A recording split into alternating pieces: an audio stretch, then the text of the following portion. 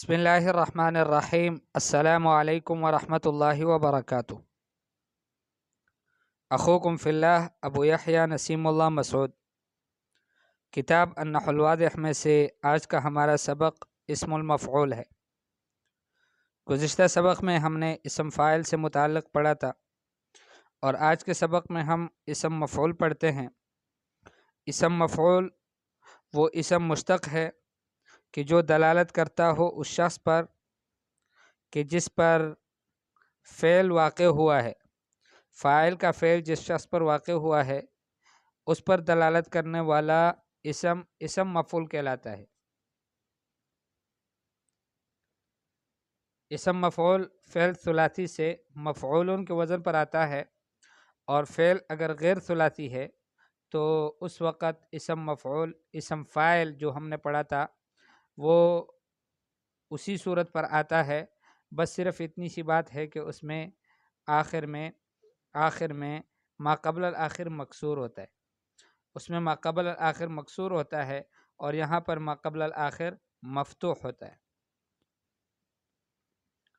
اسم المفعول ہے، اس کی مثالیں ہیں شربت اللبن، میں نے دودھ پیا۔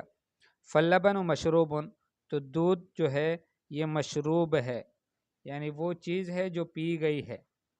طردت الخادمہ، میں نے خادم کو بگایا۔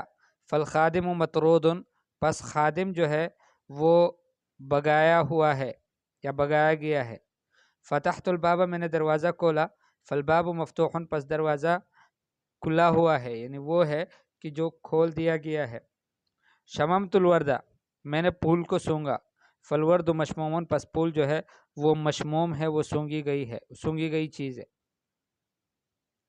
تو مشروب، مطروب، مفتوح اور مشموم یہ سارے کے سارے مفعول کے وزن پر ہیں، اور یہ اسماء مفعول ہیں فعل ثلاثی کے۔ شربا، طرد، فتح، شم، یہ سارے افعال جو ہے یہ افعال ثلاثی ہے۔ اب افعال غیر ثلاثی کا بھی دیکھتے ہیں کہ وہ افعال غیر ثلاثی کا اسم مفعول کس طرح بنتا ہے۔ تو اکرمت الضیف، میں نے مہمان کا اکرام کیا۔ تو اکرما یہ غیر ثلاثی ہے، یہ ثلاثی نہیں ہے۔ فالضیف مکرم، بس ضیف جو ہے مہمان وہ مکرم ہے، یعنی اس کا اکرام کیا گیا ہے۔ عاقبت المذنب، میں نے مذنب کو مجرم کو سزا دی۔ فالمذنب معاقب، پس مجرم جو ہے وہ اس کو سزا دیا گیا ہے۔ تعمدت السکوت، میں نے قصداً خاموشی اختیار کر لی۔ فالسکوت متعمد، پس یہ جو خاموشی ہے یہ متعمد ہے، قصداً ہے۔ استحسنت الکلام، میں نے کلام کو اچھا سمجھا۔ فالکلام مستحسن، پس کلام جو ہے بات وہ اچھی کی گئی ہے یا اچھی سمجھی گئی ہے۔ تو یہاں پر مکرم، معاقب، متعمد اور مستحسن یہ جو اسماء ہیں ان کو کہتے ہیں اسماء مفعول، اور یہ اسماء جو ہے یہ غیر ثلاثی کے ہے۔ تو اس وقت ہم نے کہا تھا کہ ما قبل الآخر مفتوح ہوگا، باقی اسم فاعل کی صورت پر ہی ہوگا۔ البحث، تأمل فی امثلۃ القسم الثانی الکلمات، آپ دوسری قسم کی مثالوں میں غور کر لو ان کلمات میں: مشروب، مطرود، مفتوح، مشموم۔ وکذالک الکلمات مکرم، معاقب، متعمد اور مستحسن، تجد کل منها يدل على المفعول الذي وقع عليه الفعل، آپ ان میں سے ہر ایک کو پاؤ گے کہ وہ دلالت کرتا ہے اس مفعول پر کہ جس پر فعل واقع ہوا ہے۔ ہمیں کیسے پتہ چلتا ہے؟ المفہوم من الکلمہ، کہ جو سمجھا جاتا ہے کلمے سے۔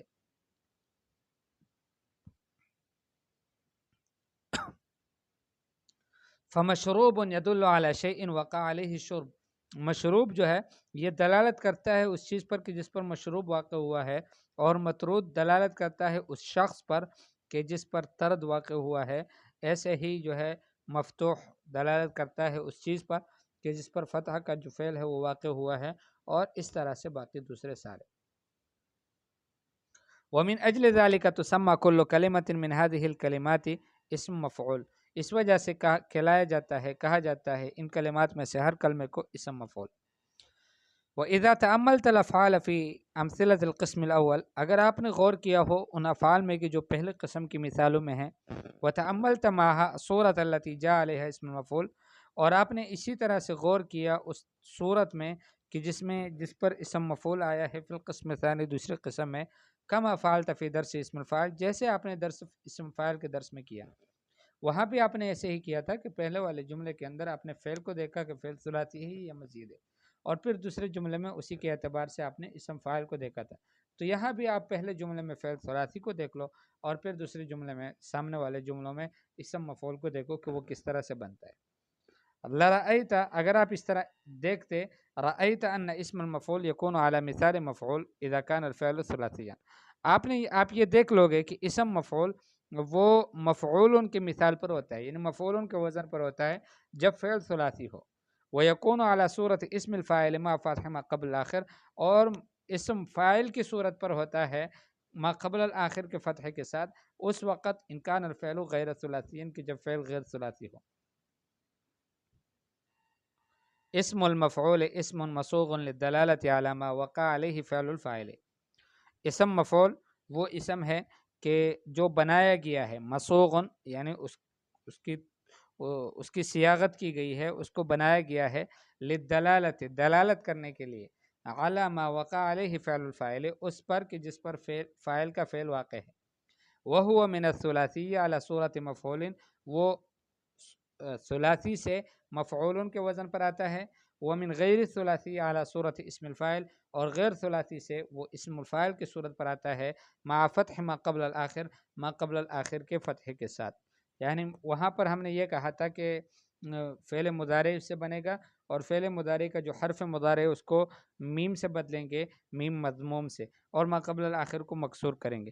یہاں پر وہ میم مضموم لگے گا شروع میں، اور ما قبل الاخر جو ہے وہ مفتوح ہوگا، مکسور نہیں ہوگا۔ تمرینات: عین کل اسم مفعول فی العبارۃ الآتیہ، آنے والی عبارت میں ہر اسم مفعول کی تعین کرو، وبین ما کان فعلہ ثلاثیا وما کان فعلہ غیر ثلاثیا، اور بیان کر لو وہ کہ جس کا فعل ثلاثی ہے اور وہ کہ جس کا فعل غیر ثلاثی ہے۔ علی کل انسان ان یکون له فی منزلہ مکان معد لاستقبال الزائرین، ليس واجبا أن يكون هذا المكان مفروشا بفاخر الرياش، وإنما يكفي أن يكون نظيفا مقبولا مرتبا حسن التنسيق، ويحسن أن يكون مزينا بشيء من التحف الممتازة إن كان ذلك مستطاعا، وأن تكون جدرانه مزدانة بالصور الفنية المستملحة التي يدل اختيارها على فكرة صافية وذوق سليم۔ اتمم الجمل الآتیہ، آنے والے جملوں کو مکمل کر لو، بوضع اسم مفعول فی المکان الخالی، خالی جگہ میں اسم مفعول رکھنے سے، وبین موقعہ من الاعراب، اور اس کا موقع من الاعراب بھی بیان کرو کہ وہ اعراب میں کیا بنتا ہے۔ وہ اجعل کل اسم مفعول فیما یاتی مفعولا ثانیا لفعل من افعال الرجحان، افعال الرجحان جو حاسبہ اور اس کے علاوہ دوسرے، ان کے لیے یہ آنے والے اسماء مفعول میں سے ہر ایک کو دوسرا مفعول بنا لو۔ واستوفی جمیع الافعال، جمیع هذه الافعال، وہ تمام افعال، یہاں پر لاؤ بھی، مذبوحا مفتوحا متعبا مظلوما ملوما، اور محرما موفقا مستضعفا۔ اجعل كل اسم من الاسماء الاتیہ اسما لان او احدى اخواتها، آنے والے جو اسماء ہیں ان میں سے ہر ایک اسم کو اسم بنا لو، یا تو ان کے لیے یا اخوات ان میں سے کسی ایک کے لیے۔ واجعل الخبر اسم مفعول ملائما، اور اسم خبر جو ہے وہ اسم مفعول مناسب لگا لو۔ آنے والے اسماء میں سے ہر ایک اسم کو جملے مفیدے میں رکھ لو، اور پھر ایک مفعول لاؤ، اسم مفعول لاؤ، اور اس کے ذریعے سے اس کا وصف بھی بیان کرو، یعنی مناسب اسم مفعول کے ذریعے سے اس کی صفت بیان کرو۔ صغ من کل فعل من الافعال الآتیہ اسم مفعول، آنے والے جو افعال ہیں ان میں سے ہر ایک فعل سے اسم فاعل بناؤ، اسم مفعول، واستعملہ فی جملۃ مفیدہ، اور پھر اس کو جملے مفیدے میں استعمال کرو۔ آنے والے جو اسماء مفعول ہیں مندرجہ ذیل کلمات، ان میں سے ہر ایک کے فعل ماضی اور فعل مضارع کو ذکر کرو۔ 5 جملے ایسے بناؤ کہ ان میں ہر ایک کے اندر اسم مفعول ہو اور اس کا فعل ثلاثی ہو، اور 5 جملے ایسے بناؤ کہ ان میں ہر ایک میں اسم مفعول ہو اور اس کا فعل غیر ثلاثی ہو۔ 2 جملے اسمیہ بناؤ کہ ان میں مبتدا ہر ایک میں اسم موصول ہو، جماعت الذکور کا، اور اس کا جو خبر ہے وہ اسم مفعول ہو۔ 2 جملے اسمیہ بناؤ کہ ان میں خبر ہر ایک کے اندر مثنیٰ ہو، مؤنث ہو، اور موصوف جو ہے وہ موصوف ہو بھی اسم مفعول، یعنی اسم مفعول کے ذریعے سے اس کی صفت بیان کی گئی ہو۔